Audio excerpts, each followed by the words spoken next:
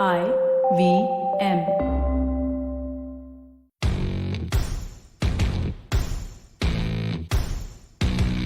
Hello everyone, Jai Hind, Sat Sri Akal and Vanakkam. You are listening to Wars and Warriors on the IVM podcast, and I am your host, Air Vice Marshal Arjun Subramaniam. In the previous episode, I brought to you the race to Dacca through the lens of Lieutenant General Sagat Singh and Group Captain Chandan Singh, the architects of 4 Corps' blitzkrieg-like offensive against Pakistan army garrisons in East Pakistan. Today, it will be game over as I take you to the north of Dacca, where independent India's first Paradrop operation was being planned. I will also bring the Indian Navy into sharp focus by showcasing how India's first aircraft carrier, the INS Vikrant, would play an important role in choking East Pakistan. And finally, the fighter pilot in me cannot but resist bringing you recollections of that spectacular airstrike on the Governor's house on 14th December 1971 that proved to be the final nail in General Niazi's coffin. As Sagat's forces consolidated their position on the west bank of the river Meghna, fresh ideas emerged from Army and Air Headquarters in Delhi. Major General Inder Gill, the Director General of Military Operations, and a pioneer paratrooper himself from the Indian Army, who had cut his teeth in World War II during operations behind the enemy lines in the Balkans, saw a window of opportunity to exploit Sagat's success. It was time for a knockout punch by dropping Indian paratroopers north of Dacca. The Tangail Paradrop operation by the 2nd Battalion of the Parachute Regiment, or 2 Para as it is commonly called, on 11th December in the area to the north of Dacca, was an operation that blitzed the Pakistanis psychologically. Initially planned as a brigade-sized drop by 50 independent parachute brigade, it was reduced to a battalion drop due to various tactical reasons that revealed a certain maturity in the operational planning process in New Delhi that resisted overreach and leveraged the surprise factor of a small force. Here is how Lieutenant General Nirbhay Sharma, who was then a captain and the adjutant of 2 Para, briefly describes airborne operations. Airborne operations are carried out essentially to speed up the ongoing ground battle. However, the success of an airborne assault depends largely on the element of surprise and a favorable air situation. The war had begun on 3rd December. And if you recall, by 10th December, there were multiple thrusts towards Dacca from different directions. At this time, the northwestern thrust line on Jamalpur axis was the furthest from Dacca, as the enemy was holding up Jamalpur defenses stubbornly. It was then decided to deliver the punch and carry out an airborne assault to capture Tangail, a major communication center, and get behind the enemy which was withdrawing. This would speed up the race to Dacca, rightly called a trump card of this lightning campaign. In fact, we were emboldened to the extent that on 11th and 12th December, almost the entire transport fleet of the Indian Air Force was employed. A really bold move and a gamble which paid off. Even then, the successful operation was a complicated one that involved over 50 transport aircraft of different types, along with NAT and MiG-21 fighter escorts, which got airborne from 2 airfields, Dum Dum and Kalaikonda. While the bulk of the heavy drop equipment and a small complement of troops emplaned at Dum Dum, primarily on packet aircraft, the majority of the paratroopers actually emplaned the Dakotas at Kalaikonda. Now, supporting this ambitious operation was a covert operation led by a young Corps of Signals officer, Captain Ghosh, who had linked up with the Mukti Bahini in mid-November itself in the area between Mymensingh and Tangail. His role was to identify the dropping zones, keep them under surveillance, and direct harassing raids on the convoys, and played a critical role in shaping the environment.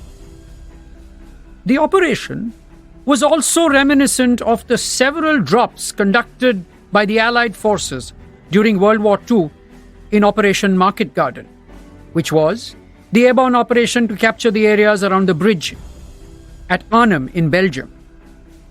The operation at Tangail fulfilled its objectives as it caused panic in Dacca, as news trickled in that a brigade had been dropped and that it was only a matter of time before forces converged onto Dacca. Lieutenant General Nirbhay Sharma, a former governor of Meghalaya and Mizoram, after an illustrious 40-year career in the Indian Army, was a captain and the adjutant of 2 Para. Holding off fierce counterattacks, 2 Para held on to Pungli Bridge and the ferry till a link-up was made with Indian troops advancing on Dacca from the north. General Nirbhay Sharma recounts. On landing in the evening of 11th December, we quickly assaulted the initial objective and took the enemy completely by surprise as we were behind them. I think in all we must have killed more than 300 Pakistani soldiers during our operations. But what was most shocking to us was that when we secured Pungli Bridge, our initial objective, and went into those bunkers, we found that there were at least 4 women who had just been killed by the Pakistanis before they withdrew.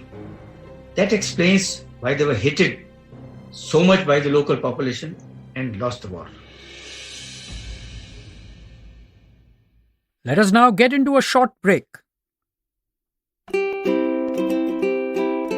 you end up spending more time trying to be productive than actually being productive? No, this is not a personal attack. A lot of us actually face this. We spend more time pursuing productivity than actually working towards it. But how do you break out of this vicious cycle? My name is Ashton Doctor and I host the Habit Coach podcast, a show on self-improvement, habit forming and maintaining better routines. And it gives me great pleasure to announce that this show is now getting a Kannada adaptation as well. Do check it out every Monday and Thursday only on the IVM Podcast Network. Let's create an awesome life with our awesome habits. And we're back. Welcome back to Wars and Warriors. The contribution of the Indian Navy in accelerating the collapse of Dacca has often been underplayed and must be examined in the context of isolating and cutting off East Pakistan logistically. While the Indian Army and the Indian Air Force were overcoming initial resistance, the Indian Navy, with its mini carrier battle group comprising the aircraft carrier the INS Vikrant and the frigates the INS Brahmaputra and the INS Bias, was lying in wait at Port Cornwallis in the Andamans itself. However, the presence of the PNS Ghazi, an American-built Tench-class diesel submarine in the Bay of Bengal, was a direct threat to the Vikrant. Highlighting the complete absence of intelligence on both sides was that the Pakistanis all along thought that the Vikrant was in the waters between Vizag and Madras, while it was actually almost 800 nautical miles away in the calm Andaman waters. The sinking of the PNS Ghazi outside Vizag harbour in the wee hours of the morning of 4th December paved the way for the Vikrant, Brahmaputra, Bias and the rest of the Eastern Fleet to set sail from the Andamans and operate with impunity in the Bay of Bengal. The impact of the sinking of the Ghazi was tremendous and gave the INS Vikrant the freedom to sail the Bay of Bengal like a heavyweight boxer, with its guard down and punching at will. After an initial flurry of attacks by Indian Air Force Hunters on Chittagong airfield, the INS Vikrant then took over the task of carrying out airfield attacks on Cox's Bazar airfield and several interdiction missions against shipping with their Seahawks. By doing so, the Vikrant indirectly supported 83 Brigade of 4 Corps as it headed south to capture Chittagong. From 5th December to 14th December, not only did the inland riverine ports of Khulla and Chalna face heavy air attacks from the Vikrant, there was also extensive destruction of port infrastructure, runway installations at Cox's Bazar and Chittagong, and significant destruction of several Pakistan Navy patrol boats and landing craft. Seahawks and Alizés, the second kind of aircraft that was on board the Vikrant, pounded targets with their guns, rockets and bombs and sank almost 8 patrol boats and an equal number of merchant ships. The INS Brahmaputra too joined the lopsided naval battle by sinking a few Pakistan Navy patrol boats off the coast of Chittagong. These operations effectively blockaded the ports of Chittagong and Cox's Bazar and sealed off all the escape routes for Pakistani forces. 1971, Bangladesh liberation operations were in the offing, and here I was pushing a pen at Naval Headquarters when 300th Squadron was working up at Goa for their imminent deployment to Vikrant, expecting to move to North Bay of Bengal. It has been 50 years since the event, and I need to refer to my logbook to jog my memory. I embarked the Vikrant of Madras and took part in the squadron workup until 24th November as the ship sailed north to Vishakhapatnam. After a short stay there, she set course to Andaman and finally anchored off Port Cornwallis in North Andaman Island, where we stayed till the word came to attack targets in East Pakistan. We had 18 Seahawks and 18 pilots to fly them. The word go came on 4th of December 1971. Boss led a division of 8 aircraft to hit Cox's Bazar, while 2 aircraft were on top for air defense and yet 2 more on the deck to scramble if needed. I was on combat air patrol that morning, but was part of the strike force of 8 aircraft to hit Chittagong. I remember my long front gun burst, emanating a plume of smoke from a gunboat zigzagging trying to avoid being hit. By this time, Vikrant was hungry for fuel and wardroom was short of salt. Hence, as we entered the newly commissioned Paradrop harbour, it was a delight to see a line of tankers on the road waiting to top up almost empty tanks. There was also a lineup of trucks to top up our victualling stores, including salt. I remember the day well. It was 17th of December, my birthday. What a way to celebrate one, with a victory that we celebrate every year, with 4th of December being declared as a Navy Day. That was Rear Admiral P.D. Sharma, who was on board the Vikrant for the entire duration of the conflict. Imagine you are presiding over a wartime conference in an unprotected building and you suddenly hear the roar of fighter planes over you, followed by rockets exploding all around you. Not a situation certainly for the faint-hearted. One operation that caused a disproportionate impact on the psyche of East Pakistan's leadership as they huddled in Dacca during the closing stages of the war was the strike by Indian Air Force fighters on the governor's house in Dacca on 14 December. In an operation driven by hard intelligence, based on wireless intercepts, MiG-21s and Hunters attacked the palatial house in the vicinity of the Dacca cricket stadium in quick succession, while Governor Malik himself was chairing a meeting with UN officials in attendance. They followed up this attack with rocket attacks on specific buildings in Dacca University, where suspected Pakistani troops and collaborators were taking shelter. Listen to Wing Commander Bishnoi again. Bishnoi was commanding 28th Squadron of the Indian Air Force, flying MiG-21s, and led the first strike onto the governor's house. It was 14 December, and I had just returned from a mission that I found Chief Operations Officer Group Captain M.S.D. Wallen waiting for me in my office. He said, "Bhoop, there is a very important and crucial task from your headquarters, which I want you to undertake." He continued, "There is a meeting to be held at 11:30 hours at the Circuit House, Dhaka, chaired by the East Pakistan Governor Mr. Malik and attended by his cabinet, including General Niazi and some important foreign embassy diplomats. You are to strike the Circuit House at 1200 hours IST with rockets." I had just begun to taxi out when I saw an officer running towards me, waving a paper in his hand. I stopped the aircraft. The officer said, "Sir, there's a change of target. It is not Circuit House, but this is the governor's house." When in position, I pulled up sharply to about 1.5 kilometers of height and aimed at the base of the dome, below which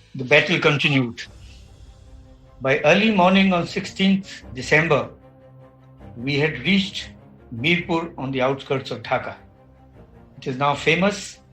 There's a cricket ground there. We had an encounter just a few hours into the daylight and had inflicted and suffered casualties. But early in the morning, Major General Nagra, GOC of 101 Com Zone, arrived in his helicopter and informed us that General Niazi had asked for ceasefire and agreed to surrender. He wrote a message to be delivered to General Niazi. I was asked by my CO, Colonel Pannu, to carry the message, and General Nagra's ADC also accompanied me. General Nagra addressed him as Abdullah, and we were quite surprised, but later learned that General Nagra had been our military attaché in Pakistan and got to know General Niazi well. So he wrote, and if I remember correctly, my dear, and I quote, "My dear Abdullah, the game is up. You give yourself up to me and I'll take care of you." Unquote. We crossed the bridge and were fired upon and saw some very anxious moments. Anyway, after some time, Major General Jamshed, GOC of Dhaka Garrison, arrived and handed over his pistol to General Nagra as we escorted him to General Nagra. We then made a triumphant entry into Dhaka and rushed to the office of General Niazi. As we entered, we were shocked. We saw an unshaven and defeated man who had put his hands up. He looked at Colonel Pannu and addressed him in Punjabi. He said, and I quote, "Pindi mein baithe haramzadon ne marwa diya." Unquote. He explained that he was being told right till the last moment to hold on, as the Americans were coming with a fleet of reinforcements. In my assessment, Pakistanis lost the war because the will of the general collapsed. The rest is history. The formal surrender was, however, conducted in the afternoon of 16 December, after the fine print was orchestrated by Lieutenant General Jacob, the Chief of Staff of the Indian Army's Eastern Command, who flew down from Calcutta to Dhaka. Jacob's role in the psychological war waged by India during the closing stages of the campaign was significant. The fall of Dhaka, the optics of the surrender ceremony of 93,000 POWs, and the euphoria over the birth of a nation has conveniently pushed one narrative into the background, and that is the suboptimal post-conflict outcomes following the Shimla Agreement, where India had little to show in terms of return on investment, in terms of any kind of quid pro quo extracted from Pakistan for the return of 93,000 prisoners. It is also a mystery why there was no quid pro quo for the return of all Indian POWs from Pakistan, over 50 of whom remain missing even till today. However, to examine that is beyond my remit for now. Considering that the Indian Army and the Indian Air Force had never undertaken an airborne operation or a large heliborne operation prior to the 1971 war, the series of heliborne crossings across the Surma and Meghna River by Foko and the 2 Paradrop at Tangail merit attention as a timely manifestation of this newly found cooperative operational spirit between the Indian Army and the Indian Air Force. The pressure exerted by the Indian Navy, with its persistent attacks on Chittagong and Cox's Bazar, and sustained interdiction of Pakistani shipping, played an important part in piling on what is joint pressure on Niazi to surrender. Without doubt, it was joint operations which played a pivotal role in the Bangladesh campaign. However, also clear was that the fall of Dhaka was a result of synergy that was basically personality-driven and not institutionally driven by any mechanisms. This particular trait of Indian operational art continues even today and merits serious examination and review in the context of the rapidly changing character of war and conflict. With this, ladies and gentlemen, we come to the end of our 3 inaugural podcasts that showcased parts of the liberation of Bangladesh. Stay safe and Jai Hind.